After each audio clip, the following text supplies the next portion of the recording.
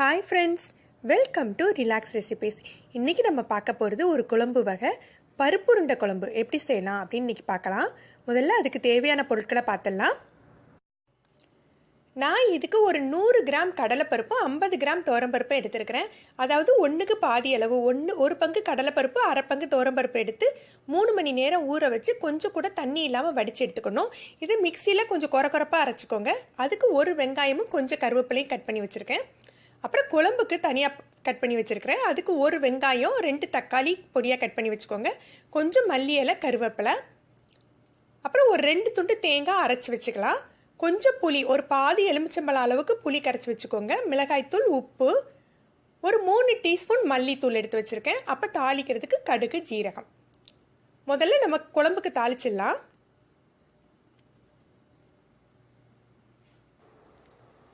கொஞ்சமாக எண்ணெய் விட்டுட்டு கடுகு ஜீரகம் போட்டு தாளிக்க போகிறோம். இதுக்கு வெந்தயம் சேர்க்க தேவையில்லை.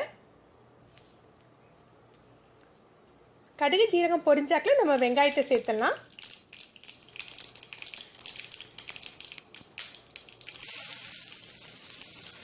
இப்போ கருவேப்பிலை, வெங்காயம் சேர்த்துக்கலாம்.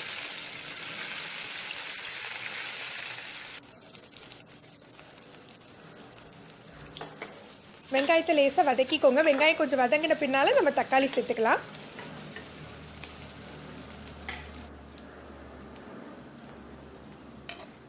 இப்போ இந்தளவு வதங்கினா போதும். இப்போ நம்ம தக்காளியை சேர்த்துடலாம். புளி சேர்த்துக்கிறதுனால ரொம்ப தக்காளி வேண்டியதில்லை. சின்ன தக்காளியாக 2 தக்காளி, மீடியம் சைஸ் தக்காளியாக இருந்தால் ஒரு தக்காளி கூட போதும். ஏன்னா நம்ம புளி வேறு சேர்த்துக்க போகிறோம். அதனால் சின்ன தக்காளியாக 2 தக்காளி போதும். அதை லேசாக வதக்கிட்டு தக்காளிக்கு தேவையான உப்பை சேர்த்துடலாம். இப்போ நம்ம கல் உப்புங்கிறதுனால நான் குழம்புக்கு தேவையான உப்பையுமே சேர்த்து போட்டுக்கிறேன். ஏன்னா கொஞ்சம் கரைஞ்சிடும். பின்னால் தேவைப்பட்டால் நம்ம உப்பு போட்டுக்கலாம். இப்போ தக்காளியில் உப்பு போட்டு லேசாக கிளறிட்டு ஒரு 5 நிமிடம் மூடி போட்டு வைக்கலாம். தக்காளி சீக்கிரமாக நமக்கு குக் ஆகிடும்.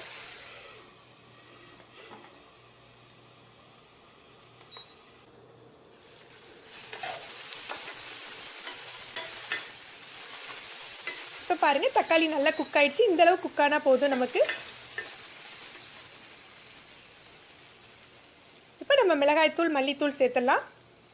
உங்களுக்கு காரத்துக்கு தகுந்தாப்புல நீங்கள் மிளகாய்த்தூள் சேர்த்துக்கோங்க. இது காஷ்மீரி சில்லி பவுடருங்கிறதுனால கொஞ்சம் ஜாஸ்தியாக சேர்த்துக்கிறேன். நீங்கள் காரத்துக்கு தகுந்தாப்புல போட்டுக்கோங்க. 3 டீஸ்பூன் மல்லித்தூளையும் சேர்த்துடுங்க. லேசாக ஒரு கிளறிட்டு நம்ம புளியை சேர்த்துடலாம்.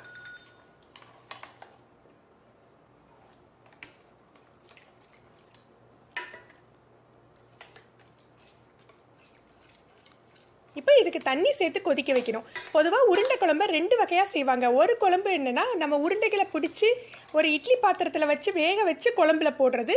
இன்னொரு வகை என்ன அப்படின்னு சொன்னால் ஒரு ட்ரெடிஷ்னல் மெத்தட். அதாவது குழம்பு நல்லா கொதிக்கையில் அதுலேயே உருண்டைகளை போட்டு வேக வைக்கிறது.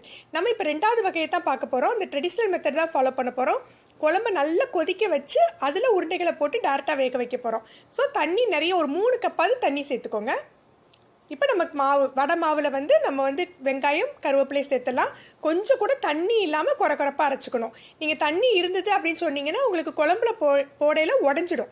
இப்போ உங்களுக்கு தெரியாமல் தண்ணி சேர்ந்துட்டு அப்படின்னு சொன்னீங்கன்னா நீங்கள் உருண்டை பிடிச்சி அதை ஒரு இட்லி பாத்திரத்தில் ஒரு 5 நிமிடம் வேக வைங்க. வேக வச்சு அதை குழம்புல தூக்கி போட்டுக்கோங்க. ஒன்றும் பிரச்சனை இல்லை. டேரெக்டாக குழம்புல போட்டிங்கன்னா உங்களுக்கு இன்னும் நல்லா அது உப்பு காரத்தை உறிஞ்சி இன்னும் உருண்டைகள் ரொம்ப ருசியாக இருக்கும்.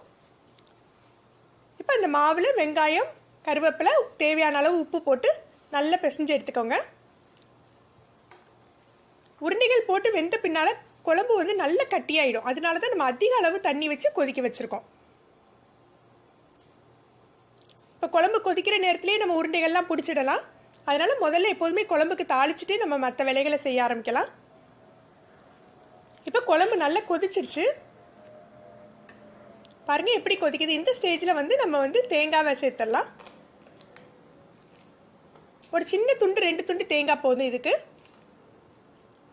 தேங்காய் சேர்த்து தண்ணி லெவல் பார்த்துக்கோங்க. கட்டியாகிடக்கூடாது. குழம்பு நல்ல தண்ணியாக இருக்கணும். குழம்பு உங்களுக்கு தண்ணி தேவைப்பட்டால் கொஞ்சம் தண்ணியும் உப்பும் போட்டுக்கலாம்.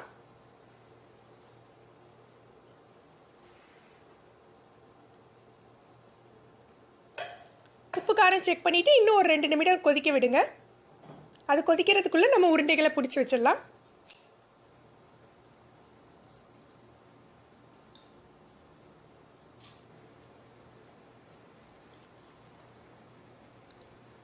உருண்டைகளை கொஞ்சம் சின்ன சின்ன உருண்டைகளாகவே ஊட்டிக்கலாம். ஏன்னா வந்து குழம்புல போட்டு அது வெந்த பின்னால் அது நல்லா விரிஞ்சு கொடுத்துடும் உங்களுக்கு. அதனால சின்ன சின்ன உருண்டைகளாக தான் போட்டிருக்கோம். இந்த மாதிரி ரெடி ஆகிட்டு இந்த மெத்தடுக்கு கண்டிப்பாக குழம்பு நல்ல கொதிக்கையில் தான், அந்த பாயிலிங் ஸ்டேஜில் தான் உருண்டைகளை போடணும். நீங்கள் சிம்மில் வச்சு போட்டிங்கன்னா உருண்டைகள் உடஞ்சிடும். அதனால நல்லா கொதிக்க விட்டு நல்ல ஹை ஃப்ளேமில் இருக்கையிலேயே உருண்டைகளை போடுங்க. 1-2 உடஞ்சாலும் பரவாயில்ல, ஏன்னா குழம்பு கொஞ்சம் கட்டியாகுமே தவிர உங்களுக்கு டேஸ்ட் ரொம்ப நல்லாயிருக்கும் அந்த உருண்டைகள் அதில் கரைஞ்சா கூட. இப்போ தீயை சிம்மில் வச்சு நம்ம வந்து மூடி போட்டு ஒரு 10 நிமிடம் மூடி வச்சுருக்கணும். சிம்மில் வச்சு 10 நிமிடம் வைங்க, இல்லது குழம்பு கட்டியாயிடும், உருண்டைகள் வேகாது. நல்ல லோ ஃப்ளேமில் வச்சு 10 நிமிடம் வச்ச பின்னால் பாருங்கள், இப்படி பார்த்தாலே உங்களுக்கு தெரியும் உருண்டைகள் வெந்துட்டுனா அது நல்லா விரிஞ்சு கொடுத்து அப்படி மேலே பார்க்குறதுக்கு நல்லா தெரியும். இதுதான் கரெக்டான பதம். இப்போ நம்ம இந்த ஸ்டேஜில் எவ்வளோ கட்டி ஆயிடுச்சு பாருங்கள் குழம்பு. இந்த ஸ்டேஜில் நம்ம மல்லி இலை தூவி அணைச்சிடலாம். நீங்கள் இந்த உருண்டை குழம்பு செஞ்சு பாருங்கள். உங்களுடைய கருத்துக்களை வந்து கமெண்ட்ஸில் சொல்லுங்கள். உங்களுக்கு இந்த வீடியோ பிடிச்சிருந்தா லைக் பண்ணுங்கள், சப்ஸ்கிரைப் பண்ணுங்கள். நன்றி.